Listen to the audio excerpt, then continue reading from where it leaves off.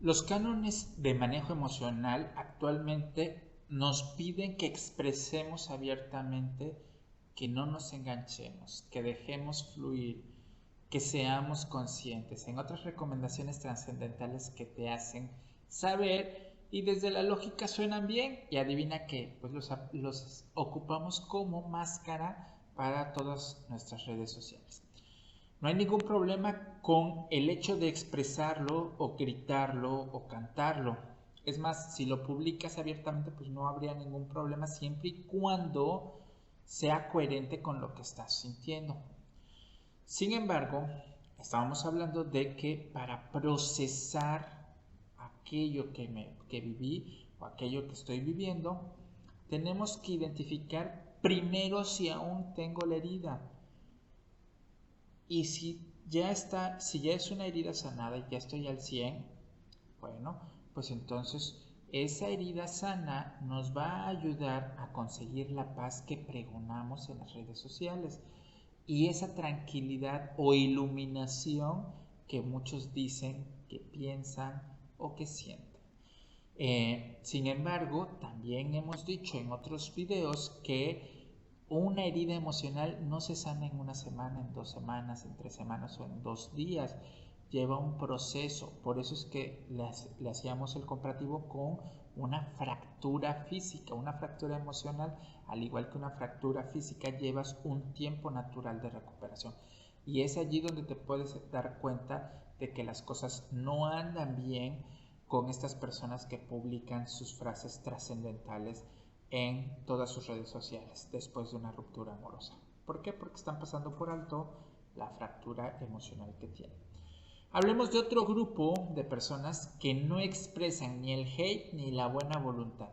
Existen personas que desde niños aprendieron a ocultar su tristeza, sonríen en el mejor de los casos y siguen funcionando en su vida social a pesar de lo que sienten por dentro. Es muy curioso que en la educación de muchos padres y madres se les diga a los hijos: no llores, prohibido andar contando lo que pasa aquí en casa, los hombres no andan quejándose.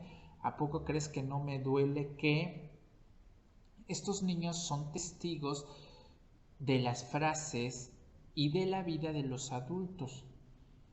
Estas frases o este tipo de programación hacen que los niños aprendan a ocultar sus emociones.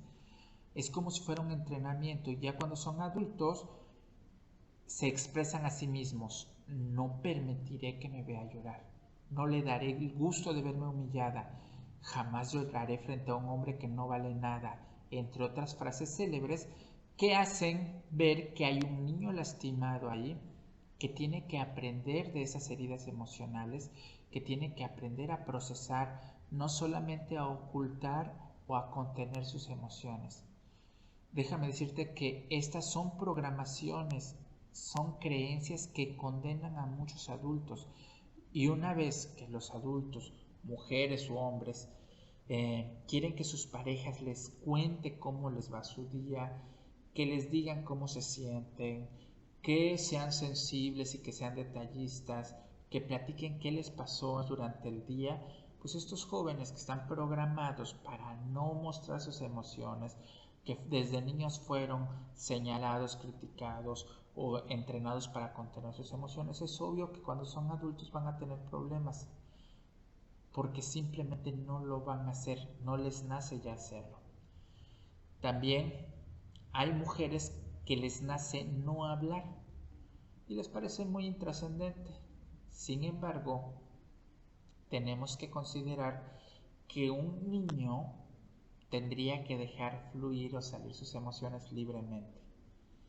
Ya de adultos, cuando estamos en una esfera de intimidad, tendríamos que tener esa misma facilidad de hablar de lo que sentimos o de lo que pensamos. Y son muchos los adultos que no lo logran hacer. ¿Sale? Entonces, la formación emocional de un niño varón regularmente es entrenado para no expresar lo que siente, poner un freno a la expresión y obviamente tendrá que tomar un rol de espectador, que no sienta a pesar de la que persona que está enfrente le esté abriendo su corazón. Se les entrena para generar distracción o tener ambientes de distracción. Se les entrena para ocuparse en otras cosas. Entonces, solos los varones tratan de procesar lo que viven. Decíamos, también hay muchas mujeres que lo hacen, pero predominantemente son hombres. Por un lado, las mujeres se les forma para hablar de las emociones, contarlas en la primera oportunidad, platicar qué sienten y cómo les va. Se les permite que incluso no le pongan freno a la expresión de sus emociones. Sin embargo, los varones regularmente son entrenados para que oculten las emociones. Aún hoy, no es una cuestión del pasado, no es una cuestión de los años 70, aún es predominante el número de niños que se les entrena para ocultar sus emociones. Son muchas las razones que he escuchado que hacen que las personas oculten eso que sienten. Recuerdo la narración de un consultante que mencionó a su joven hijo. Este chico se burlaba a carcajadas de ella cada vez que le pegaba. El mensaje del joven era: no me haces nada, y la mamá terminaba llorando frente a la burla del hijo. Este joven ya tenía una coraza para ocultar sus emociones. No mostraba lo que siente, al contrario, lo ocupaba para atacar. ¿Y qué me dices de esas mujeres que lentamente respiran venganza? Esa combinación de deseo egoísta de que la otra persona sufre por lo que me hizo sentir y por eso tiene que pagar. Recuerdo una canción de Francisco Céspedes donde describe perfectamente lo que las mujeres hacen para ocultar sus emociones. Si no mal recuerdo, se titulaba Señora y dice algo más o menos así: a ella le tocó esa vida y se convirtió en señora. Se vistió de la amargura, el corazón sin llanto y una vida oscura. No le vieron las miradas que se besan con la luna. La sonrisa fue fingida, la caricia un llanto, todo fue mentira.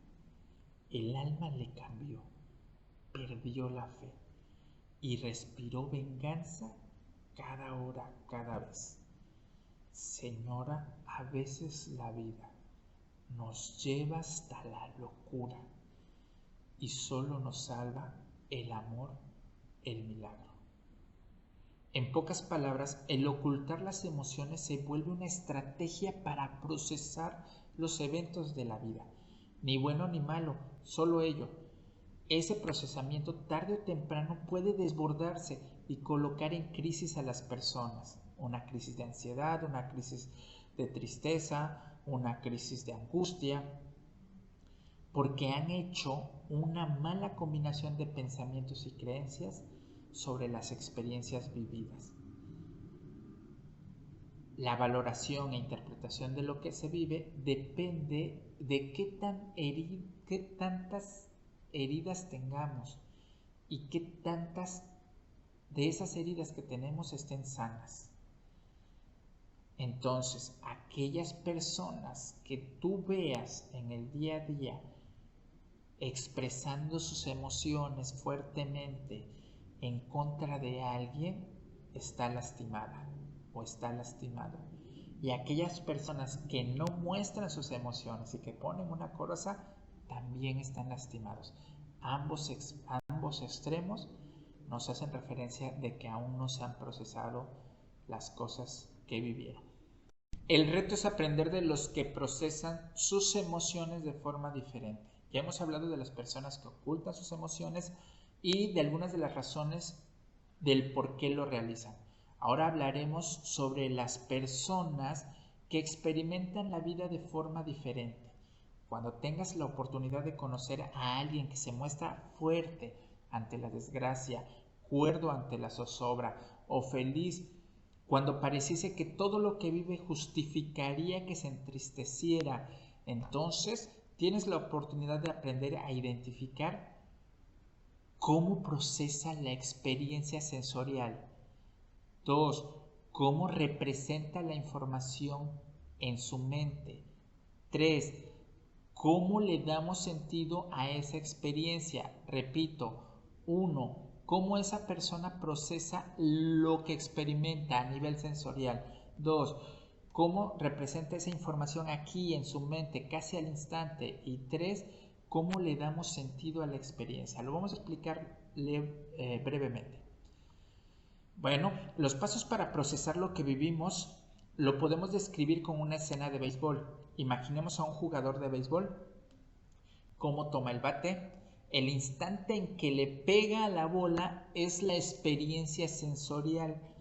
El diálogo que tiene en ese preciso momento. Viene una recta y los haré morder polvo. Pero alguien les grita strike. Para finalizar, viene la tercera fase. ¿Cómo le da sentido a la experiencia que vive? A través de los pensamientos. Me la hizo esta vez me agarró frío. Ahí viene la buena. Dicho más explícitamente, tomar el bate y pegarle a la pelota es la experiencia sensorial que implica desde sujetar el bate, la fuerza que le imprime al batazo, la sensación de la bola impactando contra el mismo. Ese es el paso número 1. Mientras que el diálogo interno es el paso número 2. El golpe fue fuerte, débil. Le pegaré con el centro del bat. Ese es un batazo. Esto va a ser para un batazo de hit. Quiere poncharme. Le demostraré de qué estoy hecho. Ese es el paso número 2. Y el paso número 3 es posterior inmediato a la experiencia. Es esa forma de cómo le damos sentido a lo que vivimos. Es la explicación que nos damos acerca de los resultados. Nunca pensé que sería mi mejor partido. Siempre pensé entrenar para tener una sola oportunidad y marcar la diferencia. Siempre supe que ganaríamos, entre otros. Estas resoluciones o conclusiones de lo vivido son, repito, el paso número 3. Pero regresaremos a la parte de cuando tengas la oportunidad de conocer a alguien que le da sentido muy especial a su vida. En ese momento tenemos que identificar qué dice sobre la experiencia. ¿Cuál es su filosofía de vida? Checa esas frases que le acompañan y redirigen sus acciones. Y sobre todo, chequemos cómo organiza la experiencia posteriormente. Esa organización hace que la vida le sea más ligera, que viva tranquilo o tranquila, que le hace que se mantenga abierto a las experiencias o que le dé un toque de alegría y plenitud a su existencia. También puedes identificar qué frases o creencias aplican los que hacen pesado cada instante de su vida. Y esa forma de pensar los va a seguir atormentando en los siguientes días para después odiar o alejarse de las personas. Y definitivamente van a estar constantemente experimentando malestar, inclusive por vivir. Entonces, vamos a notar las diferencias. Por un lado, aquellos que procesan la experiencia sensorial desde el rencor. Imagínate un accidente entrando a la oficina, te tropiezas, sencillito, te tropiezas y caes.